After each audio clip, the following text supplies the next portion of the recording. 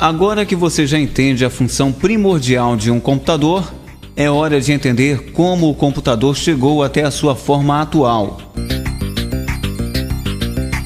Neste capítulo, você conhecerá as principais invenções que participaram desta evolução e como elas se complementaram em um processo contínuo de desenvolvimento. Geração de computadores. Geração 0.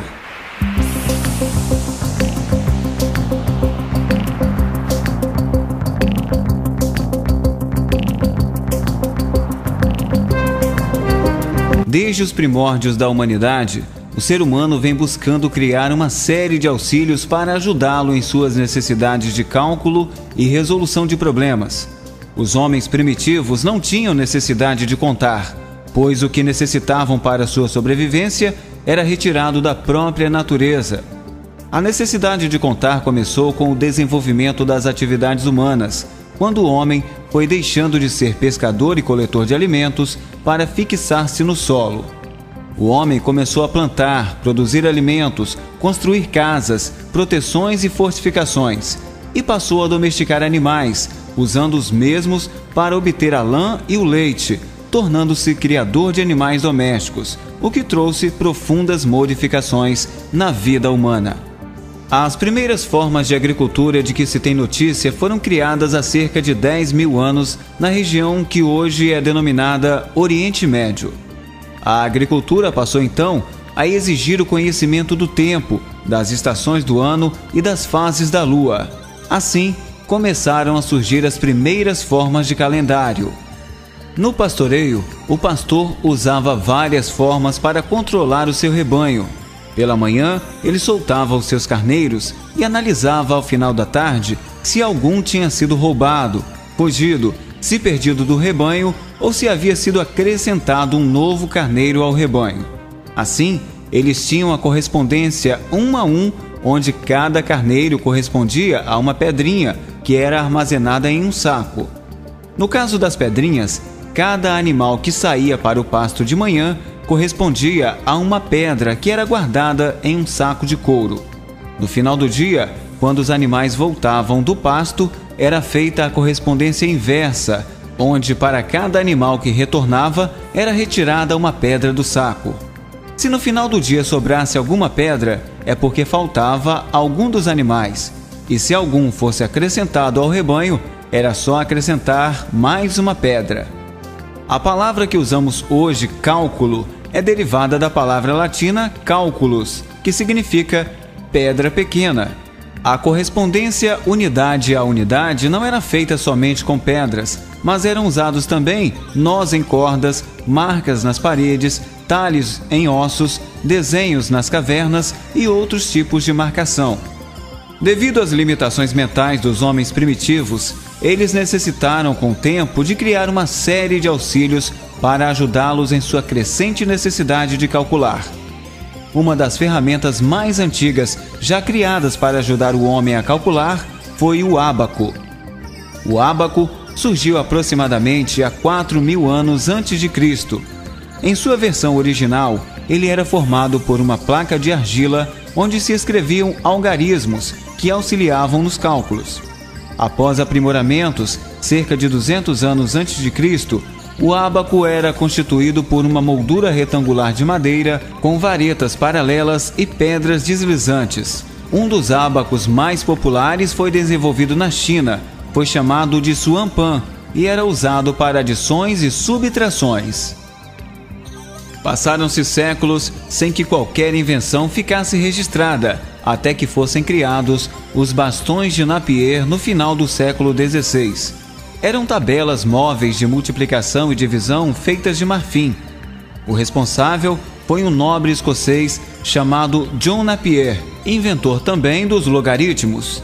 Apesar de dispositivos semelhantes aos bastões terem sido usados desde o final do século XVI, eles só apareceram documentados a partir de 1614. Um conjunto completo de bastões de Napier consiste em 9 peças, uma para cada dígito de 1 a 9, e ajudava no processo de multiplicação de números. Em 1642, um francês de 18 anos, de nome Blaise Pascal, inventou a primeira máquina de somar, a pascalina, que executava operações aritméticas quando se giravam os discos interligados. Essa máquina foi a precursora das calculadoras mecânicas. Em 1802, Joseph Jacquard, na França, passou a utilizar cartões perfurados para controlar suas máquinas de tear e automatizá-las. Esse processo despertou, já nessa época, temor pelo desemprego, provocando uma grande reação popular contra essa espécie de pré-automação. Entre 1802 e 1822, Charles Babbage, um matemático e engenheiro britânico, construiu a máquina de diferenças, que baseava-se também no princípio de discos giratórios e era operada por uma simples manivela. Babbage é considerado o precursor dos modernos computadores eletrônicos digitais. Em 1833, Babbage projetou uma máquina bastante aperfeiçoada que chamou de máquina analítica. A máquina analítica poderia ser programada para calcular várias funções diferentes.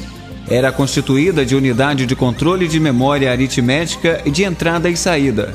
Sua operação era governada por conjunto de cartões perfurados, de modo que, de acordo com os resultados dos cálculos intermediários, a máquina poderia saltar os cartões, modificando dessa forma o curso dos cálculos. Porém, sua máquina só pôde ser concluída anos após a sua morte, tornando-se a base para a estrutura dos computadores atuais, o que fez com que Charles Babbage fosse considerado como o pai do computador. De fato, o projeto de máquina de Babbage muito se aproxima do projeto das máquinas atuais, pois possuía dispositivos de entrada e saída, uma memória e engrenagens que permitiam o processamento. Aproximadamente em 1885, Hermann Hollerith, funcionário do Departamento de Recenseamento dos Estados Unidos, percebeu que a realização do censo anual demorava cerca de 10 anos para ser concluído e que a maioria das perguntas tinha como resposta sim ou não. Em 1886, idealizou um cartão perfurado que guardaria as informações coletadas no censo e uma máquina capaz de tabular essas informações. Construiu então a máquina de recenseamento, ou máquina tabuladora, perfurando-se cerca de 56 milhões de cartões. Com isso, ele conseguiu obter os resultados em tempo recorde, isto é, 3 anos depois do censo, ele já tinha os resultados. A máquina foi um sucesso nos Estados Unidos e foi usada nos censos do Canadá, Áustria e Rússia.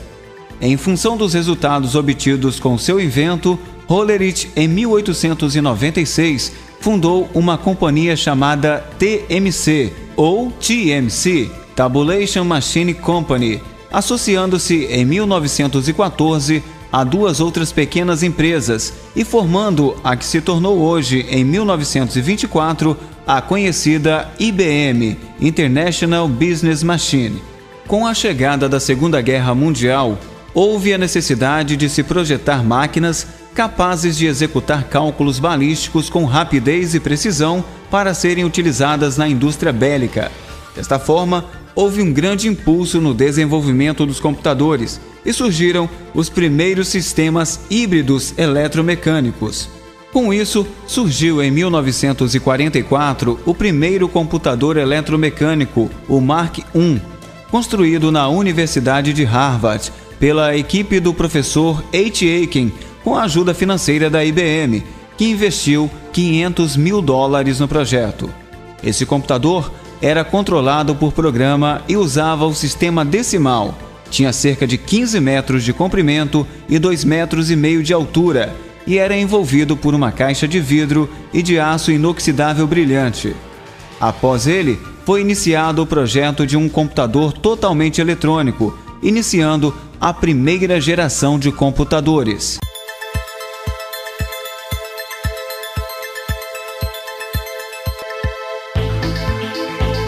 A primeira geração de computadores é marcada pelo surgimento dos primeiros computadores eletrônicos.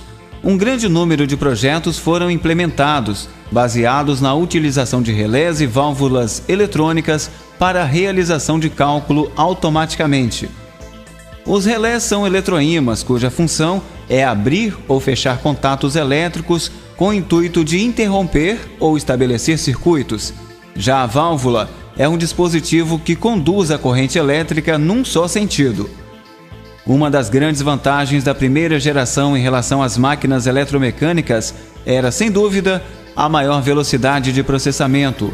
Entretanto, por serem todos baseados em tecnologias de válvulas eletrônicas, normalmente quebravam após não muitas horas de uso, devido ao alto aquecimento que as válvulas alcançavam em pouco tempo de uso.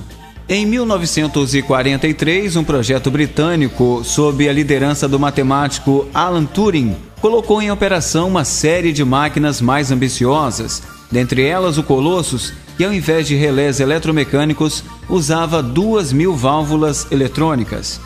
O Colossus trabalhava com símbolos perfurados numa argola de fita de papel que, inserida na máquina de leitura fotoelétrica, comparava a mensagem cifrada com os códigos conhecidos até encontrar uma coincidência.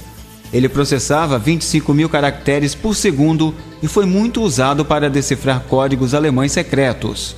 Talvez o computador mais relevante desta geração seja o ENIAC, Electronic Numerical Interpreter and Calculator, ou seja, computador e intérprete numérico eletrônico, projetado para fins militares pelo Departamento de Material de Guerra do Exército dos Estados Unidos na Universidade de Pensilvânia. Era o primeiro computador digital eletrônico de grande escala e foi projetado por John W. Moultrie e J. Presper Eckert. A entrada de dados no ENIAC era baseada na tecnologia de cartões perfurados e os programas eram modificados através de reconfigurações no circuito. Apesar das dúvidas com relação à sua confiabilidade, o ENIAC permaneceu operacional por mais de 10 anos e em algumas operações conseguia ser até 1000 vezes mais rápido que o Mark I. O ENIAC em números: 18.000 válvulas, 70.000 resistores, 10.000 capacitores, peso 30 toneladas, área 1.400 metros quadrados, consumo 150 kW de potência, 5.000 adições ou 300 multiplicações por segundo. Uma das maiores contribuições da época para a evolução dos computadores veio de um dos consultores que trabalhavam com o ENIAC, chamado John von Neumann. Ele percebia as dificuldades inerentes à programação destes computadores e delineou com isso os elementos críticos de um sistema de computador: memória, processador e dispositivos de entrada e saída, e o conceito de programa armazenado em memória, que até hoje é a base da arquitetura dos computadores. O novo conceito de programação introduzido por von Neumann deu origem a muitos outros projetos, nos quais ele próprio esteve envolvido, como por exemplo o EDVAC e o IBM 650, o primeiro computador da IBM. O invento de periféricos como a impressora e dispositivos de fita magnética, e particularmente do transistor, marcaram o fim da primeira geração de computadores e o início da segunda, composta por computadores menores e mais econômicos.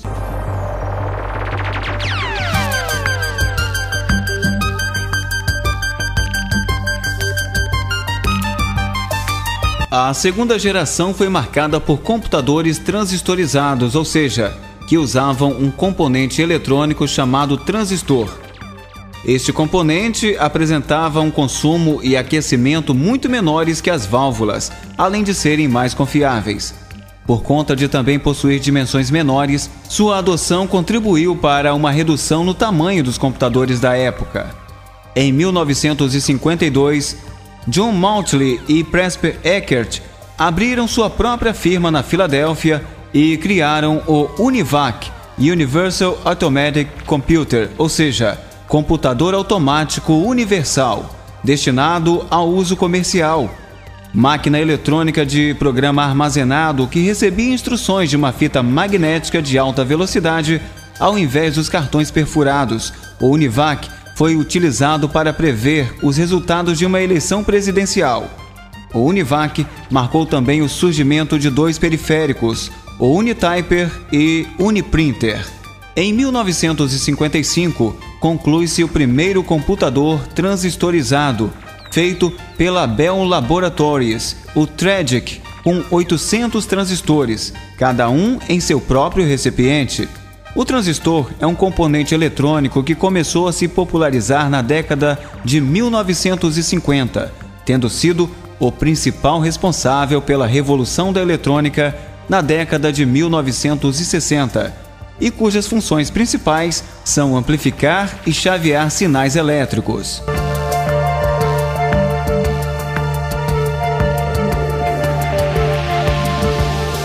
De 1958 a 1959, Robert Noyce, Jim Verne, Jack Kilby e Kurt Lehovec participaram do projeto de desenvolvimento do primeiro CI, o circuito integrado.